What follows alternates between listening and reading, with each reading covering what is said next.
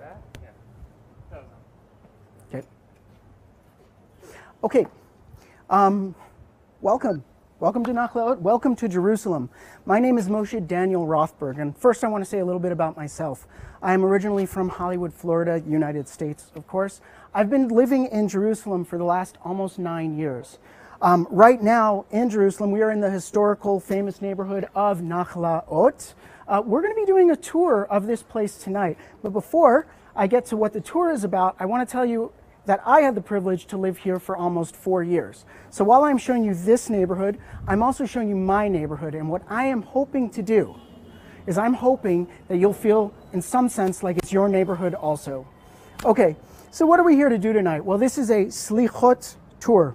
What is slichot exactly? Well, these are bakashot. They are requests on high for forgiveness. See, as we are coming in to the holiday of Rosh Hashanah, right, the head of the new year, and of course Yom Kippur, the holiday of forgiveness, we prepare ourselves by making these requests of forgiveness from God. This is something that takes place in the nighttime, after midnight, or in the very, very early morning prior to the morning prayers. Now, why do we do it at this time? Well, we'll get to that later. You will see.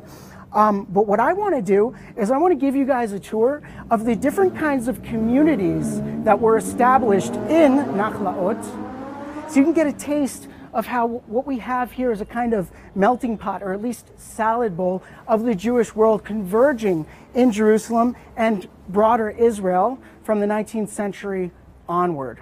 Now, I want to give special thanks to a few of us. First, I want to thank Olam Shalem Institute for Teaching Judaism Worldwide. I want to thank Michal from Olam Shalem. I also want to thank Danielle and Arya, our video and sound men, for helping to make this video happen. Who else do I want to thank? Well, I want to thank the KKL, that is Keren Kayemet LeYisrael, that is the JNF, Jewish National Fund of Israel and Florida. And with that, I want to allow Zohar from the Jewish National Fund of Florida to give us some welcoming blessings. Florida. And with that, I want to allow... Shalom, everyone. Shalom from Florida. As you see, we are live from Florida in Jerusalem, the middle of the night, and here is still the day. So you see the real background behind me. And my name is Zohar Volosky. I'm the Israeli emissary, the Keren Kayemet LeYisrael Jewish National Fund representative, based in Florida. And I'm so happy to open this an amazing live tour from Jerusalem, but actually Florida, Jerusalem, US, Israel.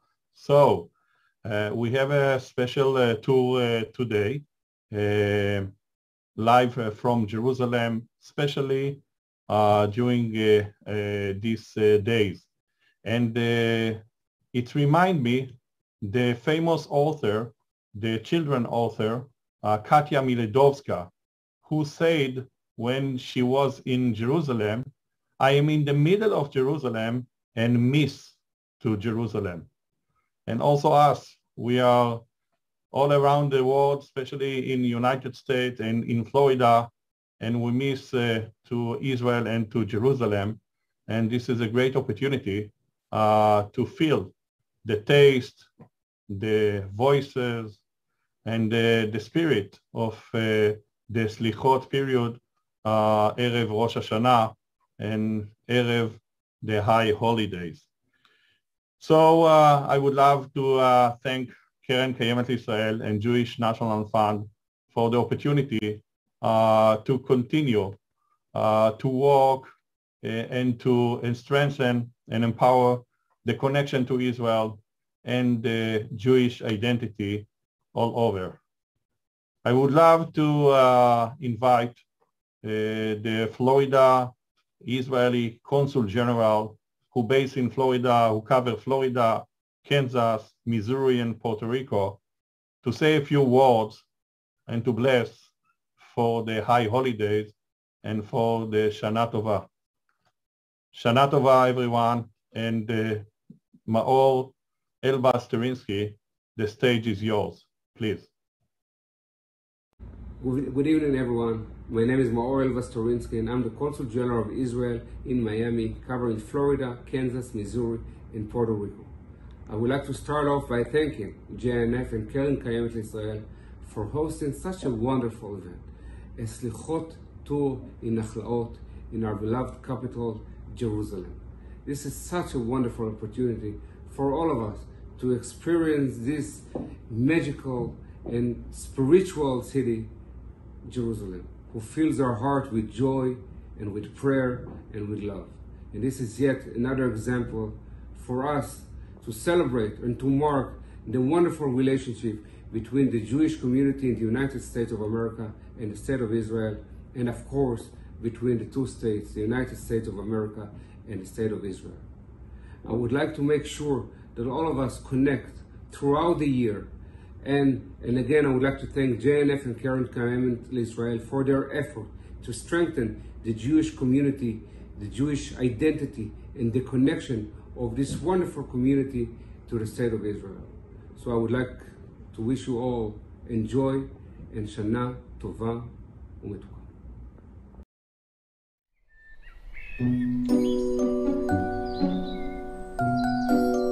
If you happen to wake up early, before sunrise, in the month of Elul and Tishrei, and you wander the beautiful alleyways of Jerusalem, you will see lots of people walking the streets. Where are they going? And why so early in the morning? These are the days of slichot. Have you heard about slichot? The word slicha, we all know, forgiveness.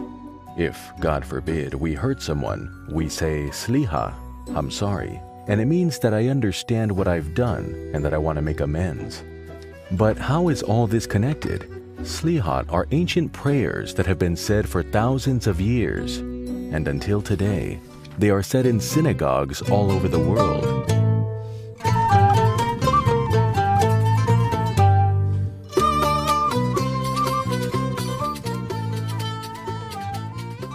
Why are they said before sunrise? According to Jewish custom, the special time between midnight and sunrise is the time when the gates of prayer are open in heaven.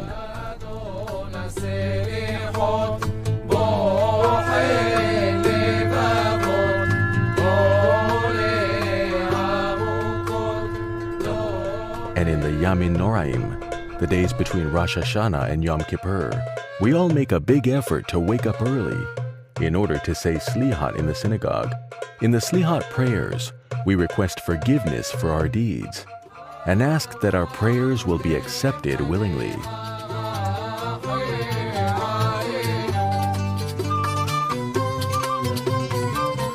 It is not only people coming to pray who make their way to the synagogues at night.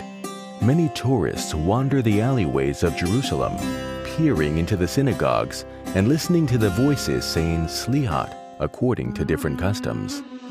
And now, we are happy that you've joined our virtual slichot tour straight from the Nachlaot neighborhood in Jerusalem to every place that you may be found in the world. Ready? Let's start. Okay, and we're back. Right now I am standing in front of a synagogue called Agudat Beit HaKnesset Chesed V'Rachamim. Chesed V'Rachamim, loving kindness and mercy. I want to talk about this synagogue right here, but first I want to talk a little bit more about the history of Jerusalem and how these different neighborhoods sprung up. You see, that word Nachlaot, it is plural for the singular word Nachala. Nachala meaning inheritance.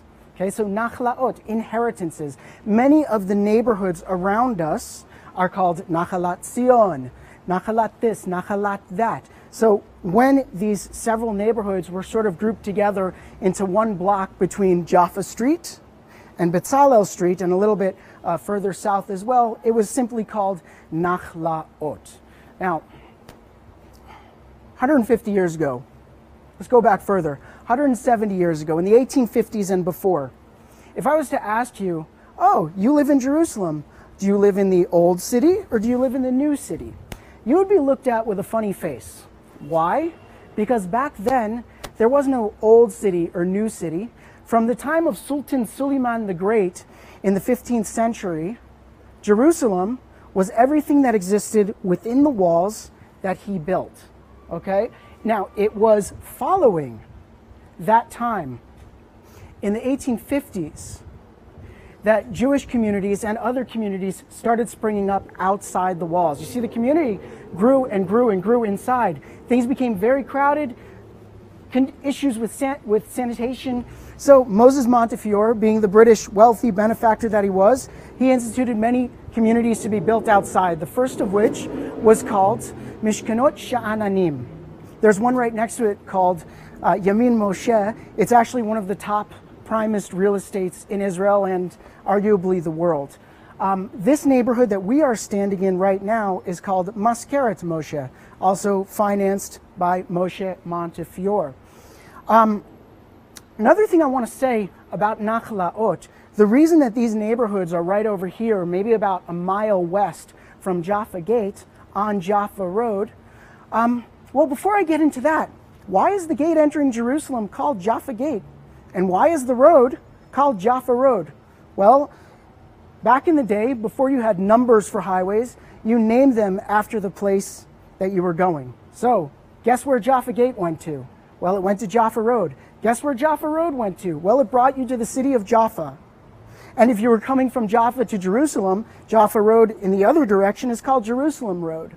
So it was in this area, about a mile west of the old city of Jerusalem, that Machane Yehuda, the shuk, was set up.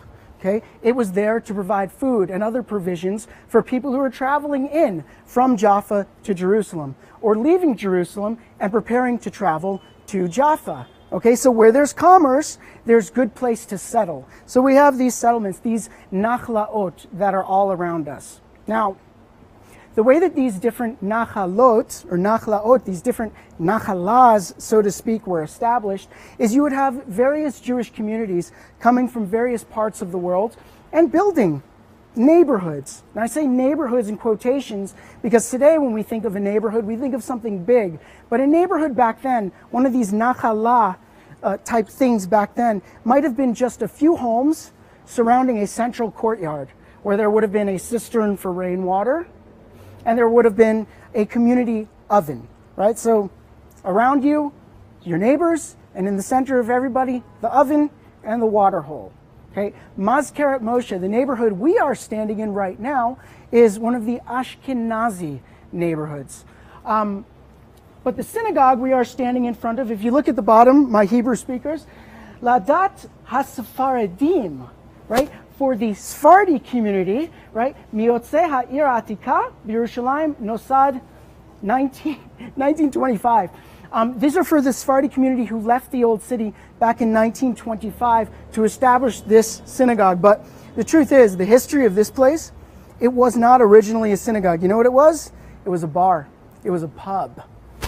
Yeah, so the story about this place is that people would come here, they do their drinking, but one of the Jerusalem residents, or the Nachlaot residents, he didn't like it so much. The story about this big burly man was that he walked into the pub, and on the bar, he slapped a wad, a sum of money, telling the barkeep, hey, get out of here, this place is mine now. Now maybe the barkeep had some problems that were a little bit more complicated than maybe drinking a little bit too much each night, but he took the money and he ran. And ever since then, it was the loving kindness and mercy soup kitchen.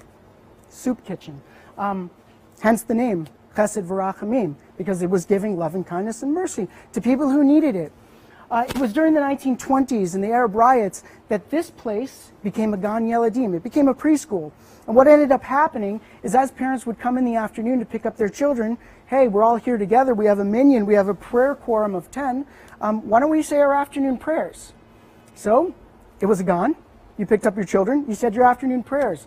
And hey, if it was during the winter and the sun was setting lower and it was getting close to evening, maybe you said your evening prayers.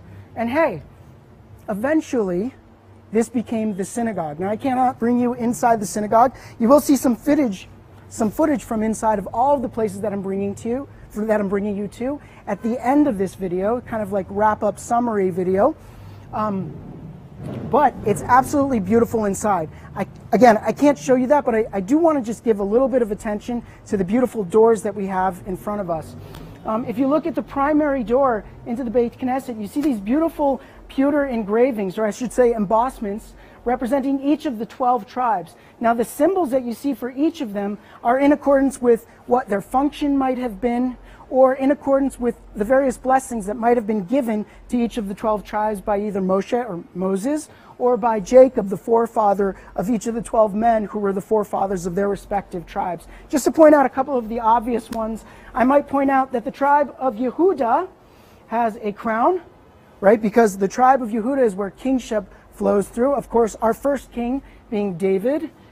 We have the scepter of the king, and of course the lyre, the instrument that David was famous for playing. You look a little bit further, we can see the tribe of Levi, right? Now, from Levi comes the priest class, the Kohanim, and depicted here is the Choshen Mishpat, the breastplate that the Kohen Gadol, the high priest, would wear, with each of the 12 stones representing each of the 12 tribes. One more that I'll just point out before moving on to the next door is we have the tribe of Benjamin with the temple.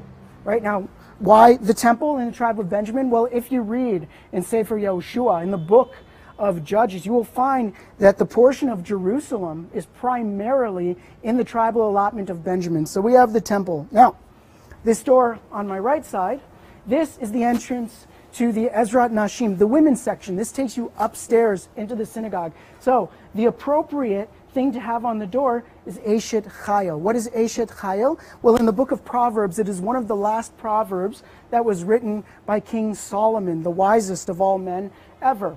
And so, just to give you a little taste of it, Eshet Chayil mi imsa, a woman of value, who will find?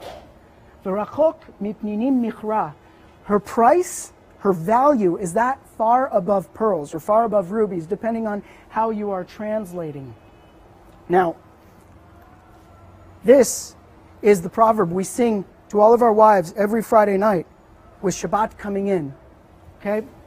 King Solomon wrote this, but he had 1,000 wives. Well, 300 wives, 700 concubines, but who's making differences, right? However, you might ask yourself, out of 1,000 women, who would he have chosen to write this for? It's a trick question. Actually, he wrote this one for the real Eshet Chayil in his life, his mother Bathsheba, wife of King David. Some final thoughts about this. When we're doing slichot, we're not just asking God for forgiveness of the way we lived our lives in the past year. The real idea of repentance, of return, if I was to translate the word teshuvah, which you could say repentance, if I was to translate it straightforward, the real word would be return.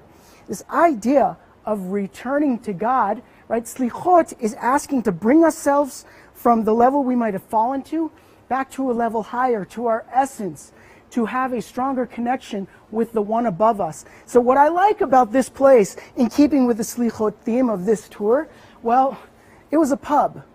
And hey, there's nothing wrong with stopping in a nice place and having a couple of drinks, right? But now it's a synagogue.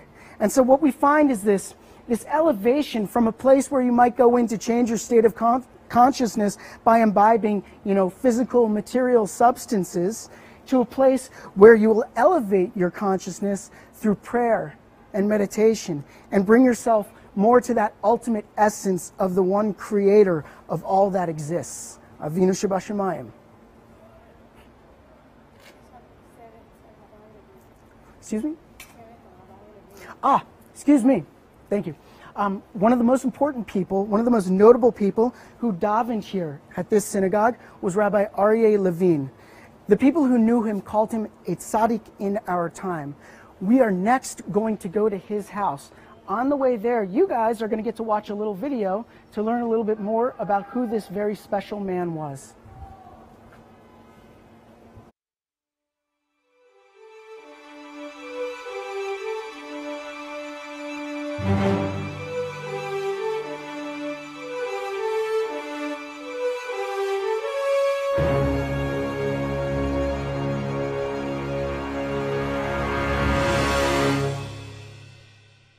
100 years ago, Great Britain ruled the land of Israel.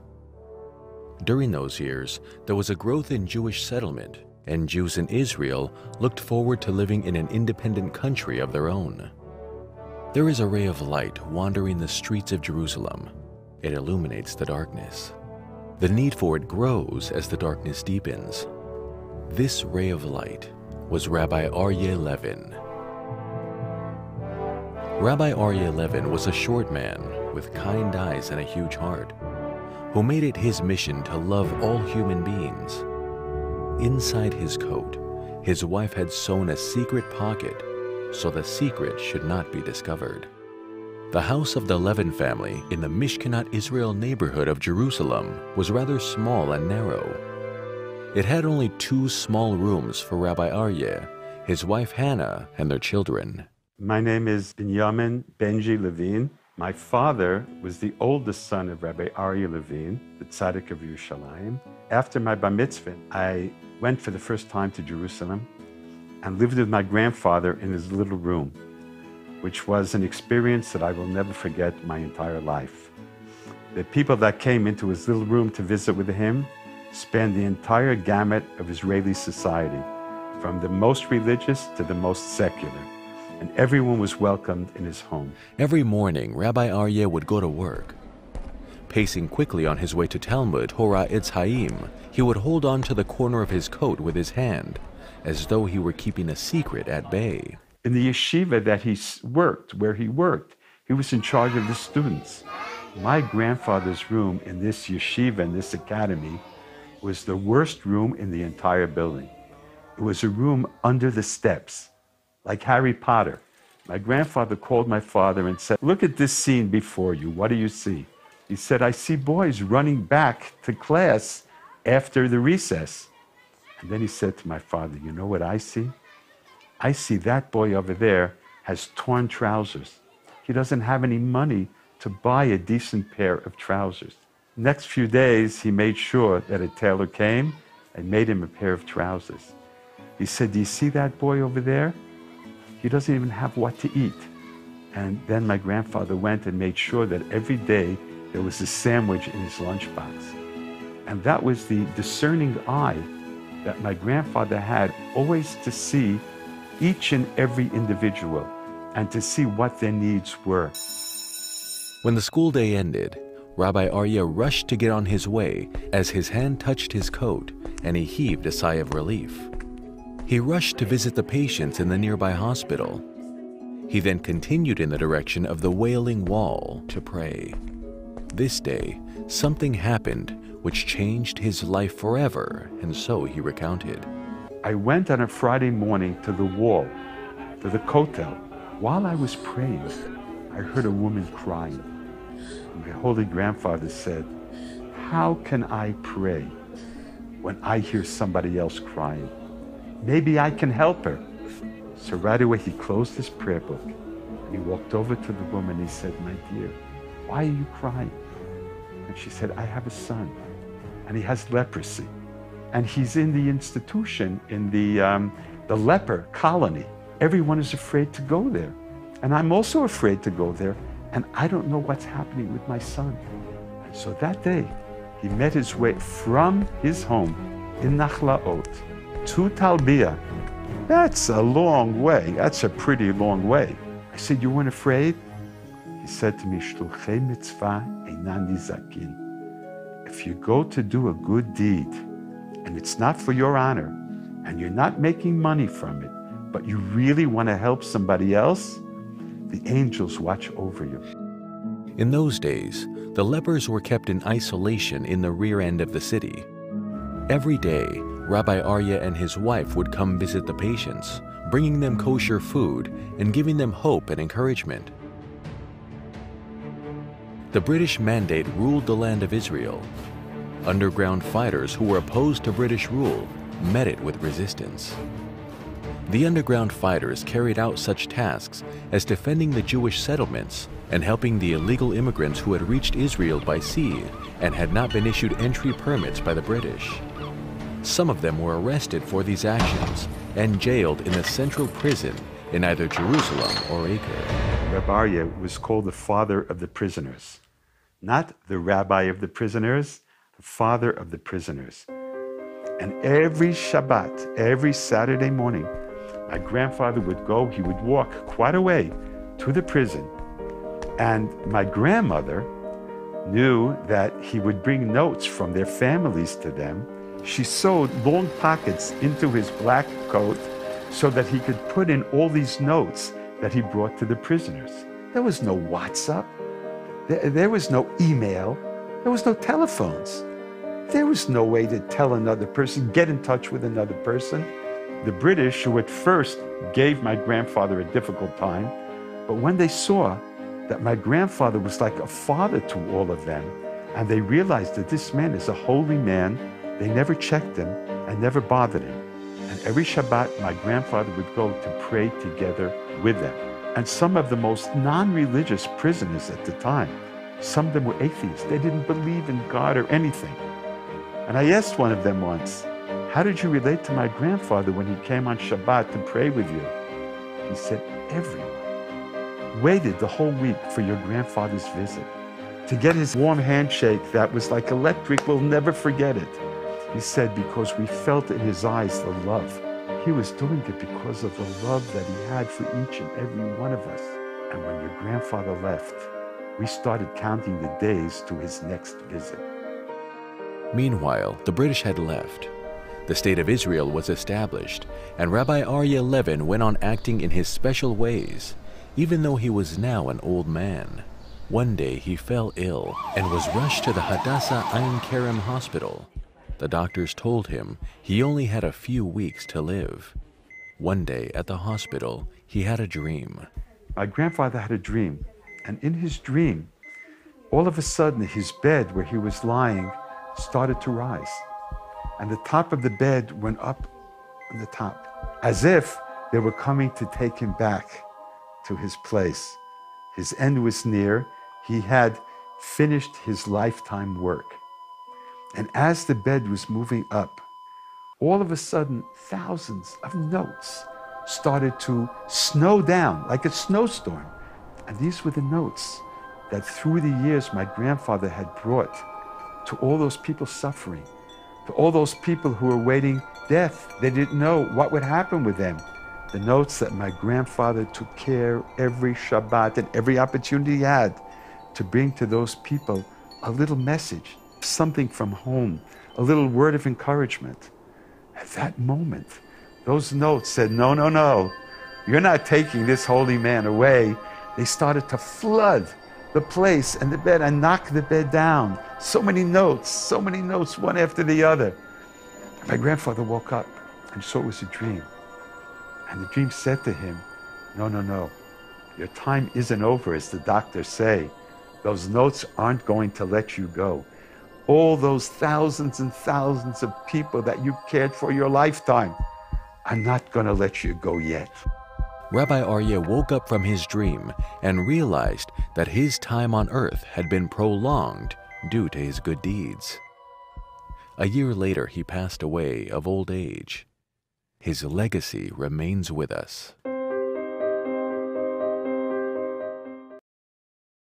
Okay, we're back again. I want to say thanks again to you guys for joining me. I hope you're as happy to do this as I am. Right now, we are standing in front of the home of Rabbi Arie Levine. Quick point that I want to make is that the man was so impactful that the street we are standing on was actually named after him. We'll get a shot of that as we walk through a little bit. Rabbi Arie Levine, born in 1885, died in 1969, was, as I told you, known by the people who knew him, a tzaddik in our time. One of the most famous things about the man was he was known as the rabbi of the prisoners, or in some cases the father of the prisoners, which implies a deeper relationship than, just rabbi. Now, when I say rabbi of the prisoners, a lot of people would think like, oh yes, he used to visit the Etzel, the Irgun underground fighters during the resistance that took place, in the days leading up to the War of Independence, to get the British to leave Palestine so we could establish our own independent state. But he was the rabbi before that period. And so it wasn't just the underground fighters, it was any prisoners, murderers, criminals, etc. So he would come to them and he would, just share his presence and mentor them spiritually to give them a deeper existence while being behind bars.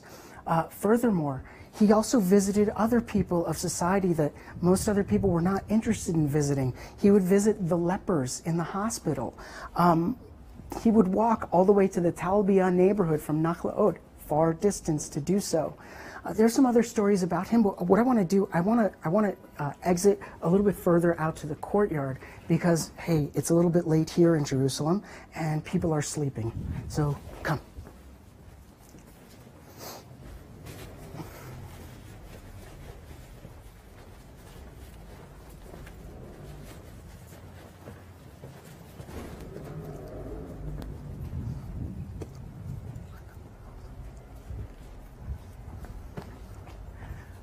Okay, so before I tell you a few more stories about this man, I just want to point out to you one of the murals that was made by a local artist named Solomon Souza. He's local to here, he's local to Sfat as well. And what we have man sitting in the middle, his head in Aleph. Aleph for Adam, man. And to the left side, we see the tree of life, and we see the temple up above that. That is, man can choose on one hand, on this man's side here, it's on his right side.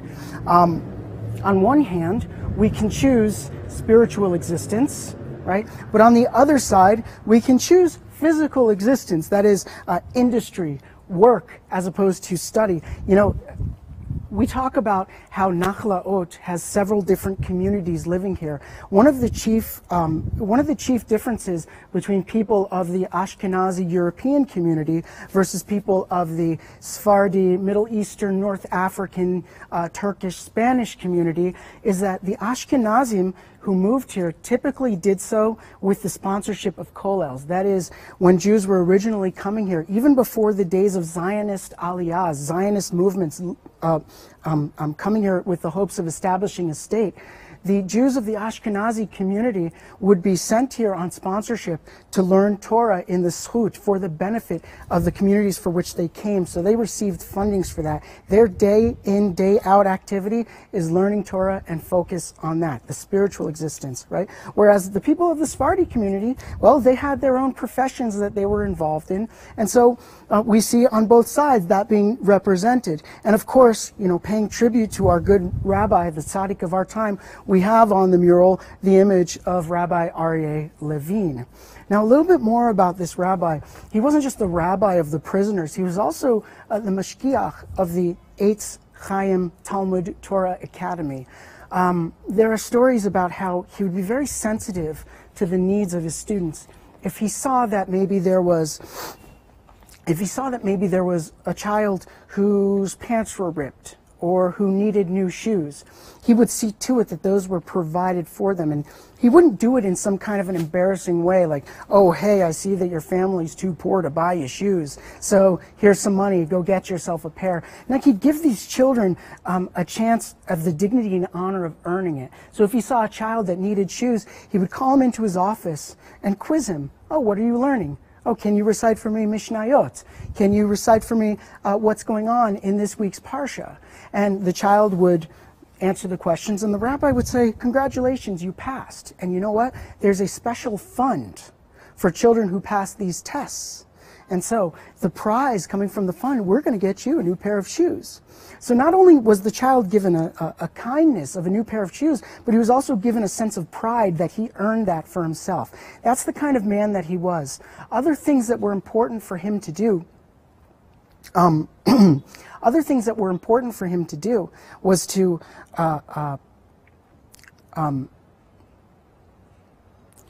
he would provide shalom bait. He would provide advice to couples who were having issues. Let's say you had a couple that their relationship was on the rocks. He'd receive them late at night, right? Disturbing his sleep, etc. Now, when people who knew him asked him, hey, why don't you just tell them to come back in the morning? He would say to them, look, it's kind of embarrassing. You want them to come in the daylight? When everybody can see, oh, this couple is having a problem, that's why they're coming to see the rabbi? No, he would accept them late at night when they couldn't see. also as well, you know, the rabbi had the practice of always being the first one to greet people, to say hello. For example, it was kind of a thing amongst the children. They would hide and lay wait in ambush to try to jump out and be the first one to greet the rabbi. Now, him being a man of high perception and children, you know, tending to be a little bit more on the clumsy side, he would see it coming. So as soon as they were jumping out, he'd advance, hello, to kind of like get them first. Definitely a tzaddik in our generation. Now, I want to say the area that I moved us to, this is called the Sukkot Shalom Courtyard. The Sukkot Shalom Courtyard. What's important about this is we actually had members of those Jewish underground fighters, the Etzel, the Lehi, lived in this neighborhood. I want to get a little bit closer, advance with me further into the courtyard.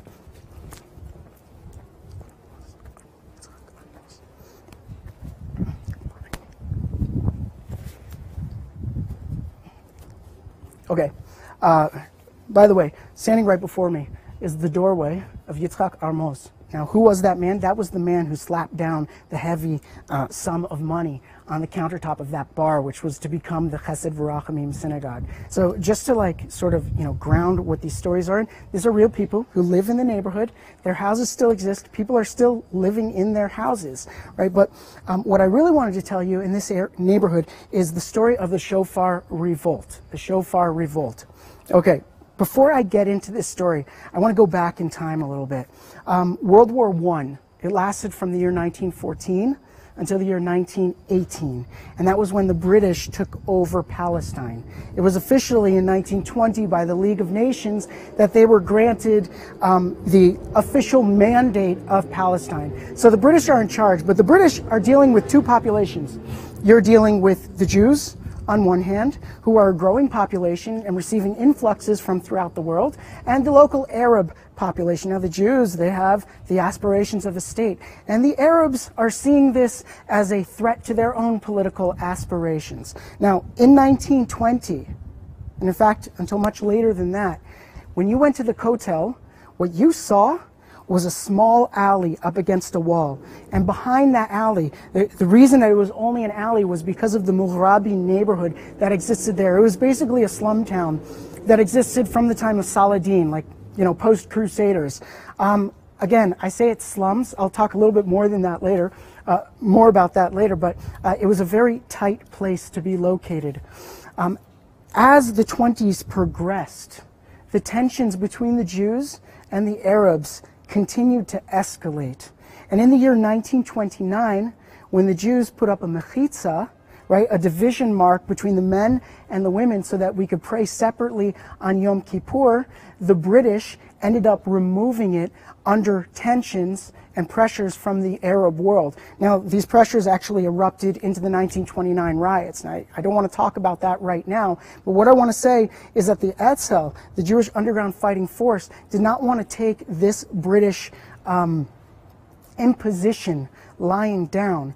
So, in addition to having removed the mechitza on Yom Kippur, the British also banned the sounding of the shofar on Yom Kippur from the year 1930 until the end of their mandate. So what did the British do about that? Or sorry, what did the Etzel do about that? Well, they always made sure that somebody would come in to blow that shofar, and that's what they did. Okay? They had a child come in. He comes into this, the 13-year-old boy comes into this crowded area, right? It's the Ne'ilah service. It's coming to the end. The boy had smuggled it in his tallis. He makes his way through, right? Next year in Jerusalem, blows the shofar. He's immediately taken, arrested by the British. Now, it's the end of the fast. The boy has been thrown into the Kishle. That's the prison that the British had that was right inside of Jaffa Gate of the Old City. Quick aside about the Kishle, it's still used as a police station today, this time by the, police of the state of Israel, right? But they held this boy after his fast and denied him food and denied him water.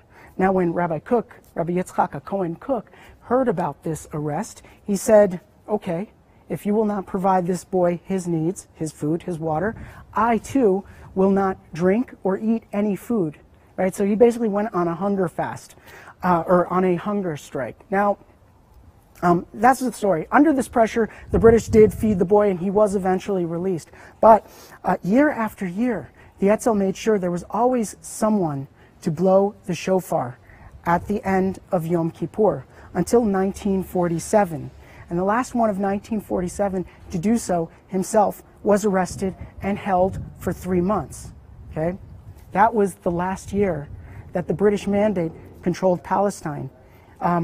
It wasn't until the end of 1947 that the Independence War erupted, and unfortunately the Jordanians took control of the old city. So Kotel gone. How long? 19 years, till 1967. But following 1967, this boy who blowed the shofar 20 years prior at the Kotel, this last one to blow the shofar, 1967, he comes back to the Kotel, right? The end of Yom Kippur, he finds an old man. He asked this man, his name was Moshe Segel. At this point, he became a rabbi, right? Moshe Segel, he asked this old man, do you have a shofar? Yes, I do. Takes the shofar, blows it.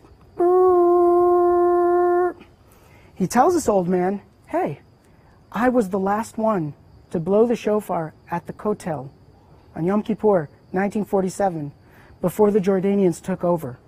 Moshe Segel says to him, oh, really?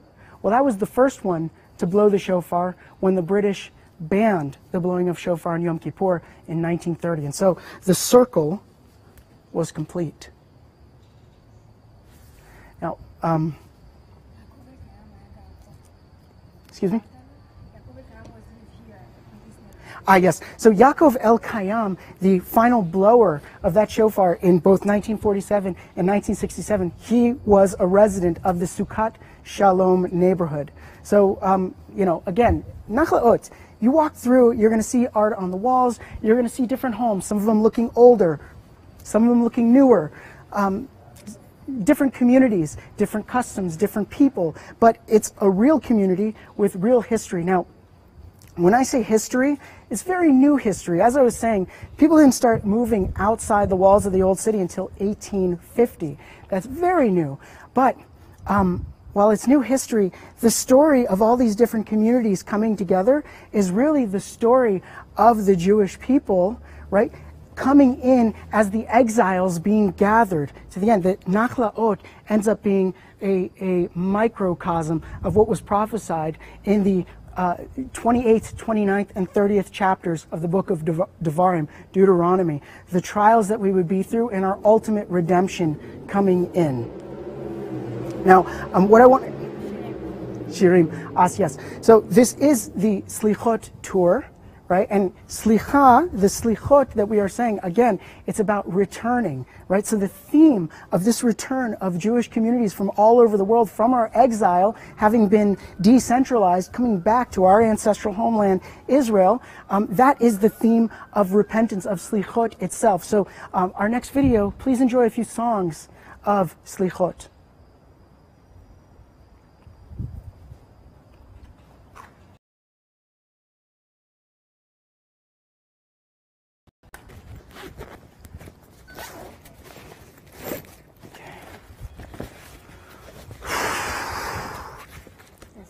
Listen, I mean, it's kind of short notice, and also I have my other stuff during the, okay. If you're happy, I'm happy, because I just want to do really good.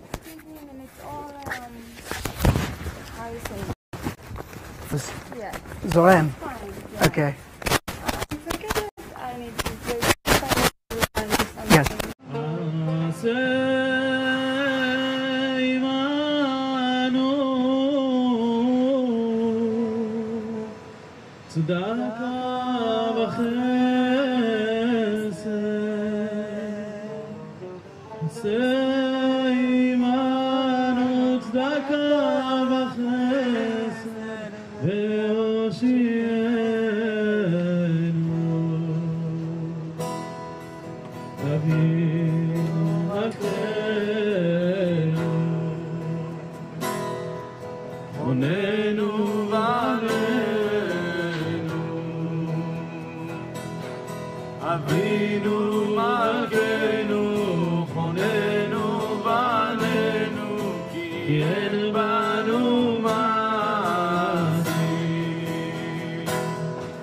Avinu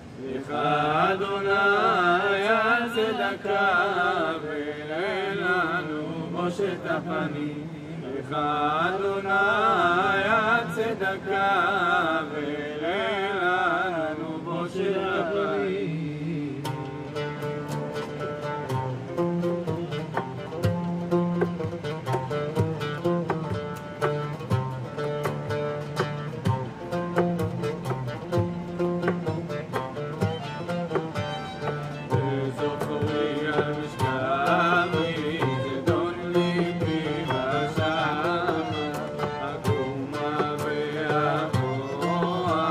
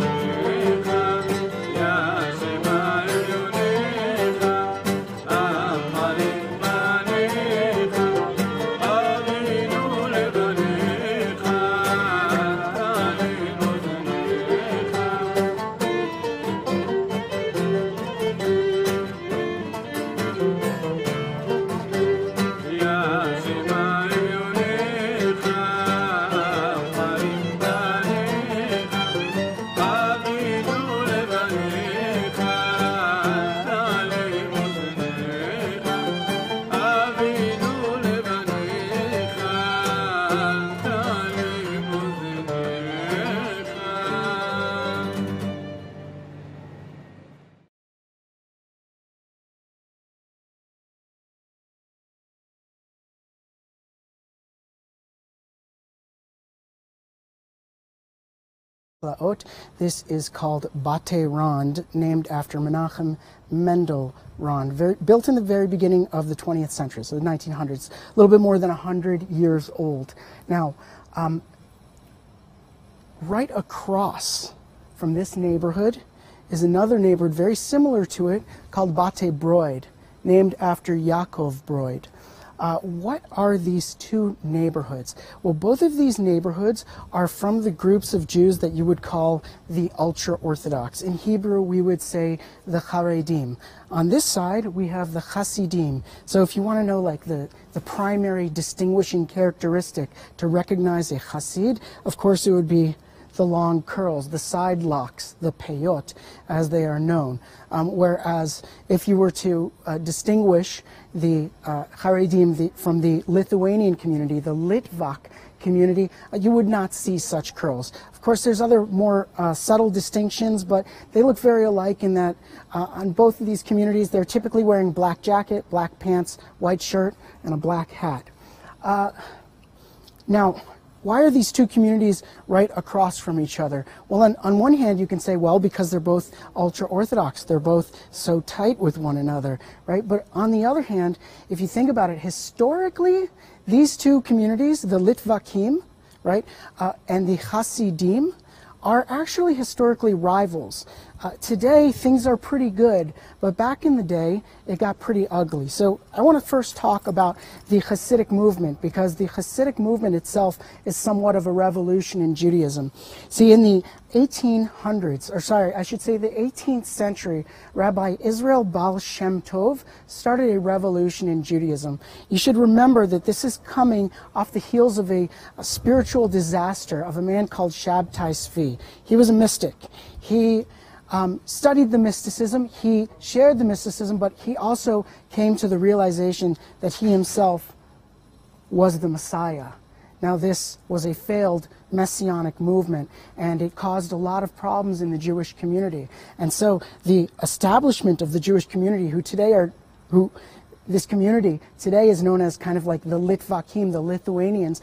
They decided to move away from the focus on Kabbalah, on mysticism, and to focus on the real nuts and bolts of Judaism, learning Torah every day, and following the laws to the T, right? And being very serious in everything that is done. And so what you ended up having in the Jewish establishment of Europe, in the Ashkenazi community, is that status was learning. The more Torah you learned, the closer to God and more important of a person you were.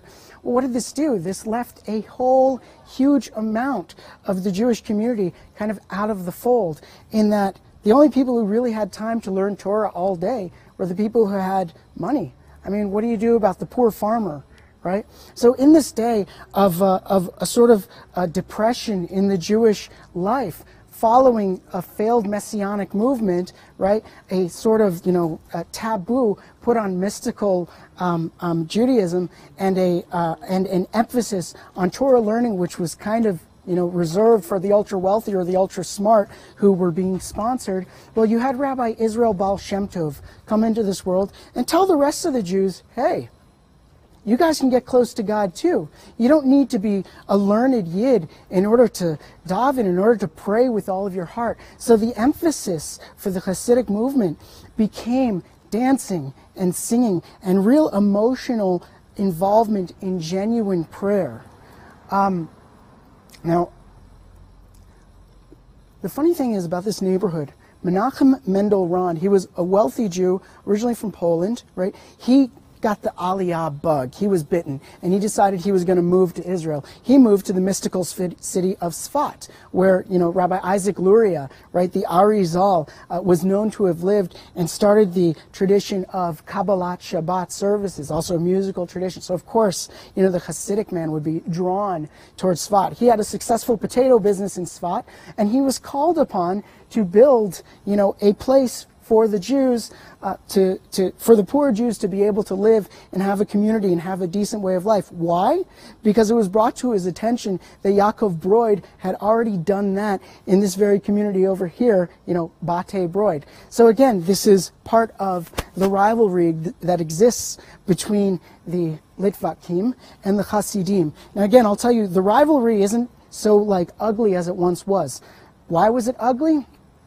Well, you should know that back in the day, when Hasidic movement was first coming up, Judaism was centralized. You had your central Jewish community, which had its rabbi, and you did what that rabbi said. Whereas in the Hasidic community, you had the Baal Shem Tov and other Hasidic masters that followed. They would be going from community to community to community, on a horse and wagon. Many of the Baal Shem Tov stories are stories of him traveling. So what you would end up having was these Jews of various communities kind of defecting, so to speak, from the system that already existed. Now this had economic impacts because there were even differences in kosher slaughtering practices. So things got pretty darn ugly, not to mention the fact that the Hasidic movement was seen as a threat.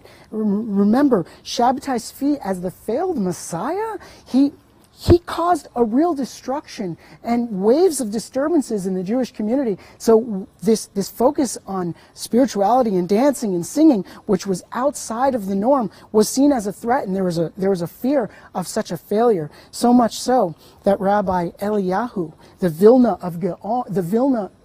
Gaon, the genius of Vilna, also known as the Gra, he had it that one of the Hasidic leaders, Rabbi Shneur Zalman of Liadi, he had it that that man would be arrested and thrown into Russian prison.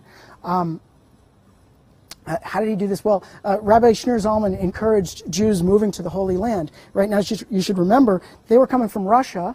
They were moving to the Ottoman territories. Palestine, today Israel, of course, was under the Ottoman Empire. So when telling the Russians that he was actually a political threat, was able to have him arrested. Now, in the Chabad circles, right, who study his works, the Tanya, they celebrate the day that he got out of prison. But again, it was ugly. However, later movements like the Enlightenment also poses threats to Judaism. So these more traditional groups were able to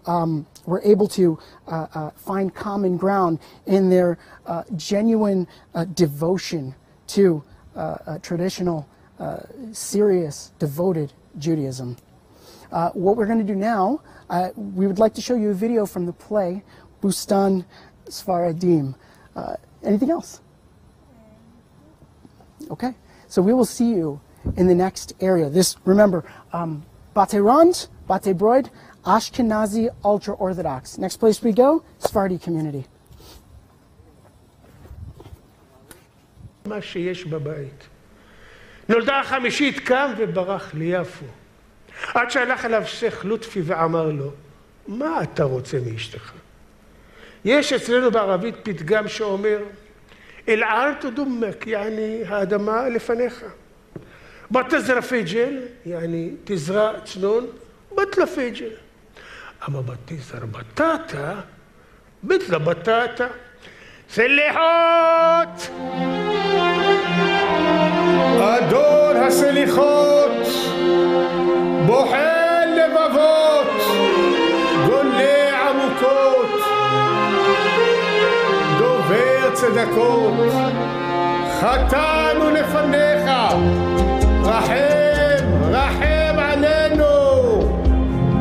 אדון הסליחות, בוחן לבבות, גולה עמוקות, דובר צדקות, אדור בנפלאות, ותיק בנחמות, זוכר ברית אבות, חוקר כליות, חטאנו לפניך, רחם עלינו. חטאנו לפניך, רחם עלינו. יקומו הבריות ויתעוררו. יתעוררו כעמים לעשות רצון השם.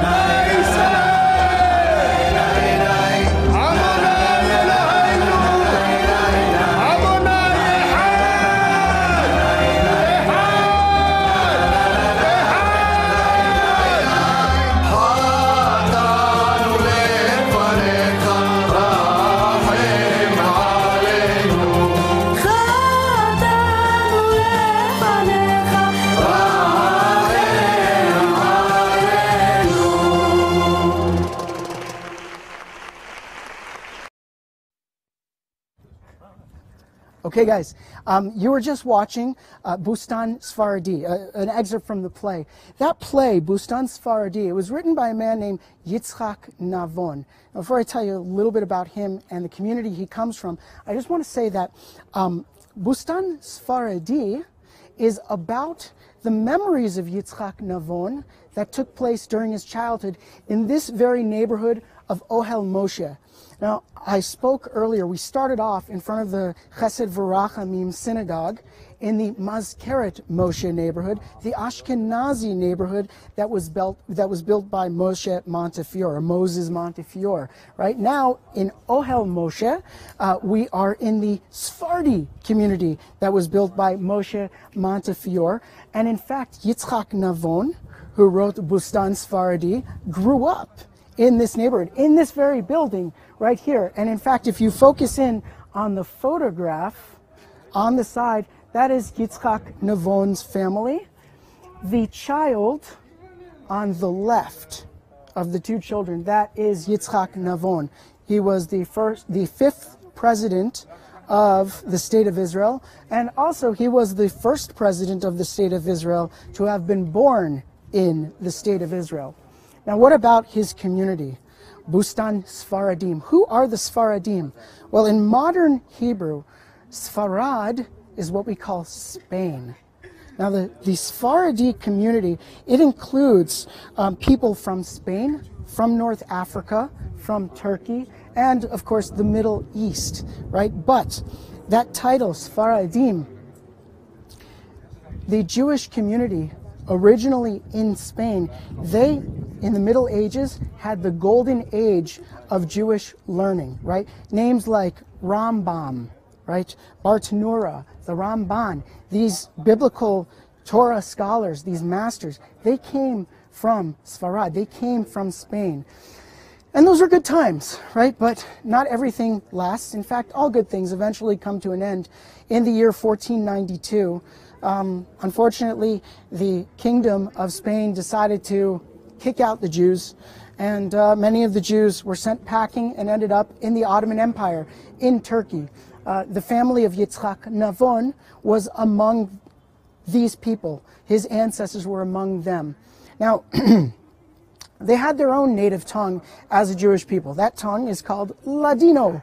Ladino. Sounds like Latin, right? Well, Spanish is a Latin language, but Ladino itself is not a Latin language. Ladino is similar to Yiddish. So if you take the Ashkenazi community speaking Yiddish, Yiddish is kind of like a mashup, maybe about 80% German words, 20% Hebrew, Aramaic, Jewish words. Well, Ladino is a similar case, primarily Spanish words with that kind of, Yiddish, well, I should say Jewish twist to it. Hebrew words, Aramaic words, etc. And when people were making Aliyah from Turkey, right, to Israel, they were still speaking that language today, including Yitzchak Navon's family. Now, Ladino, unfortunately for the language and for the heritage, Ladino itself as a language has kind of fallen by the wayside. But I just want to say, again, teshuvah, slichot, requesting forgiveness from God on high, right? Doing teshuvah, repentance, or better, teshuvah, return, lashuv, making return, right, to our homeland, to ourselves. That idea of that, we are bringing what was good from the places that we came from, and we are shedding what is unnecessary. So, yes, they spoke Ladino, and that language has gone by the wayside, but we are picking up Hebrew. Hebrew, a language, an ancient language that died many years ago, was revived today as the modern tongue of the state of Israel, the modern state of Israel, Jewish sovereignty in Israel. We've not seen that since the Maccabees, right? This idea of returning to who we are, absolutely unprecedented. Now, Nigunim. Okay, so as we are in this time of slichot, requesting forgiveness and making return, we are going to hear some nigunim, some traditional songs, tunes in which the slichot are said. And I want to talk about this idea of singing slichot, because when you're apologizing for something, it's typically not something you do in song form. More on that later, but enjoy the video coming up right now.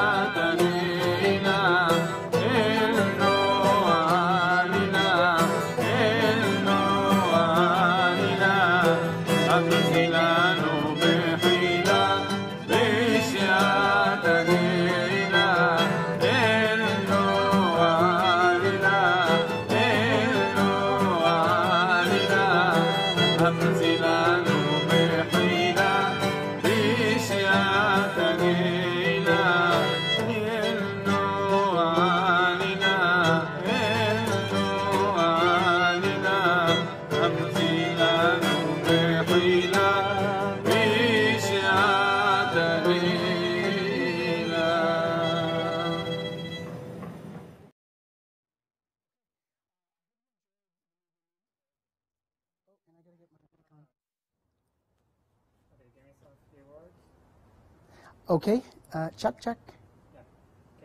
Okay, we're back. I hope you enjoyed the Nigunim. We are now at our last station of the tour of the night.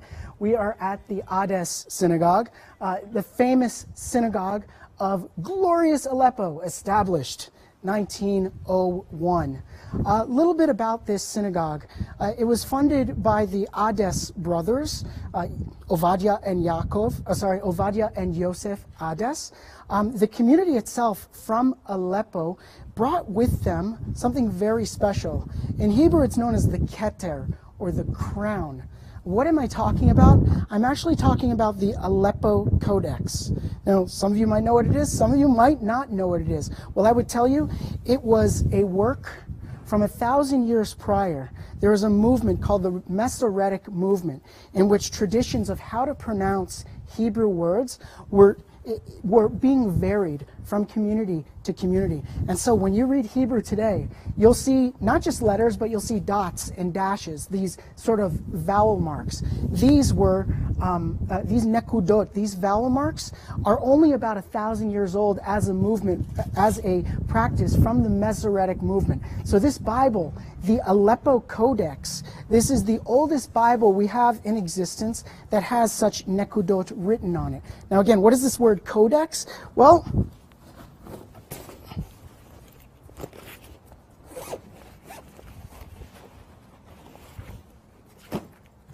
this is a codex. So when you think of your everyday standard book that you open and you turn pages, that's a codex, as opposed to, you know, a more traditional Bible that's written on parchment with scrolls, etc. Where is this Aleppo Codex today? Well, yes, they did bring it here, right? But it's not in the synagogue. It's actually in the Israel Museum, and they've appropriately put it with other ancient Jewish writings. It's in the Israel Museum at the Shrine of the Book, where the Dead Sea Scrolls are located. Now, this is a part of the history of Aleppo. Aleppo traditionally is, as it's biblically called, Aram Tsova. As it's mentioned in the Bible, you can find it in the book of Kings, right? And so the people of this community find their tradition going back to that time. Some traditions have them have this Jewish community in Aleppo from 3,000 years ago, which is, yeah, that's pretty long time ago. But today, the synagogue itself, if you were to go inside, you would see beautiful murals painted on the walls by a man named Yaakov Stark. Yaakov Stark, he himself was a student of the nearby Betzalel Art School, Art Academy. He was a European Ole, painting murals on the walls for the Syrian community. So what we have is the interplay of these different communities kind of coming together. Now, this is a slichot tour. So what I want to say is, if you were to walk in to this synagogue during the slichot service that they were doing, you might find it to be a little bit different than if you were to walk into a slichot service of the Ashkenazic community. So let's say you're an outsider and you've never seen slichot before, and so you just walk in to the Ashkenazic community, you see them doing it. It might look like regular prayer, right? Like any other prayer that you might see if you randomly walked into an Ashkenazi synagogue.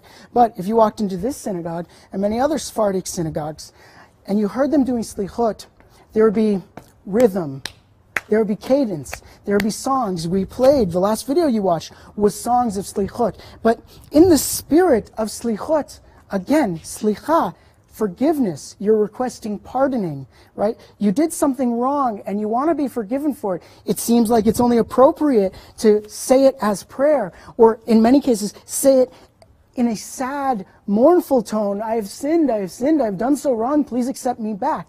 That is appropriate.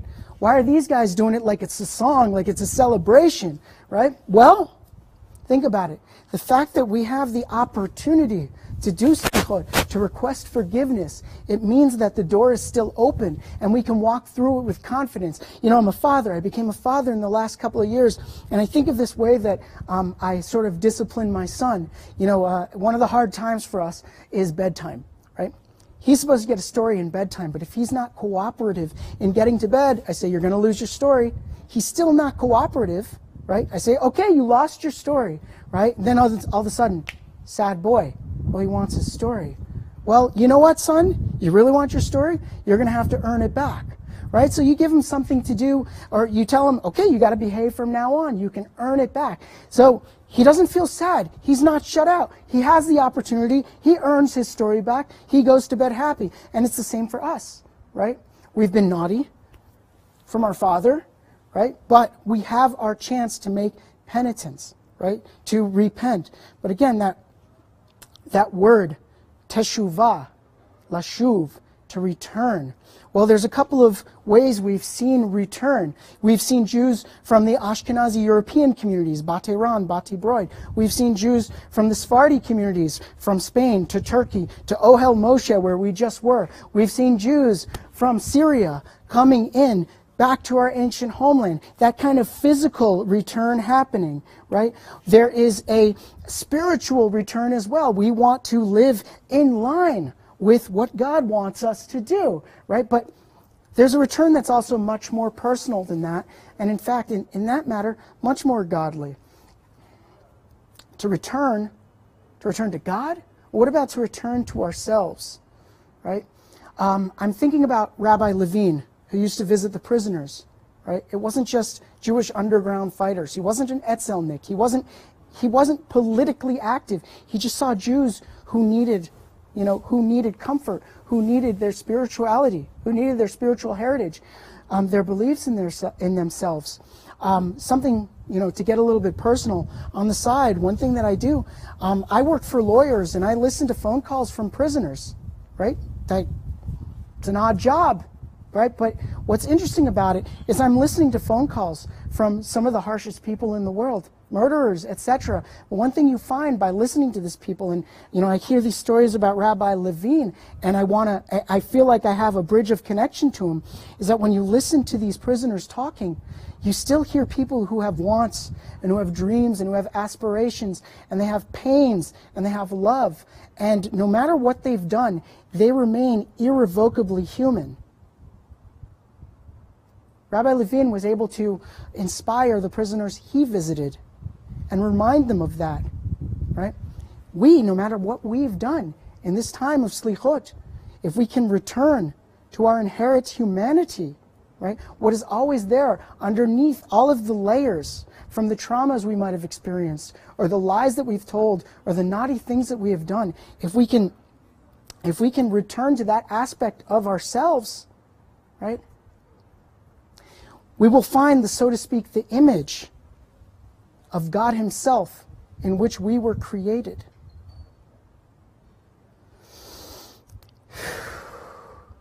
I really want to thank you guys for having joined on this journey, on this tour.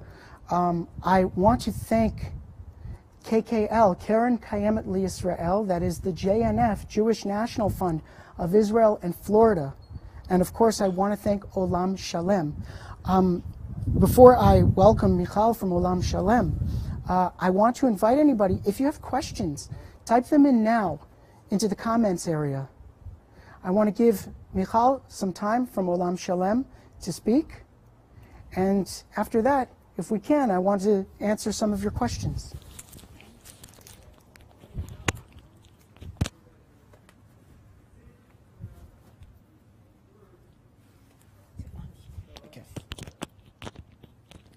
Hey, it's okay now? Okay, so I'm Michal. I'm working in Olam Shalem. Our project provides teachers and education people we provide content, lessons, and activities about Jewish education through Jerusalem values. So we invite you to Google us and to teach your students about Jerusalem, not just in Jerusalem Day. And I want to thank you, Moshe, for the tour, Daniel and Arya and Ben in the studio for the camera and the production, and Adi from Olam Shalem, and of course Zohar from Kakal, Keren Kayemet Israel, JNF, in Florida for the cooperation. After me, you're gonna see, you're gonna watch summary video, And thank you very much for joining us, and Shana Tova. We have questions. 1 second. All right, just checking for questions right now, guys. Okay, thank you very much.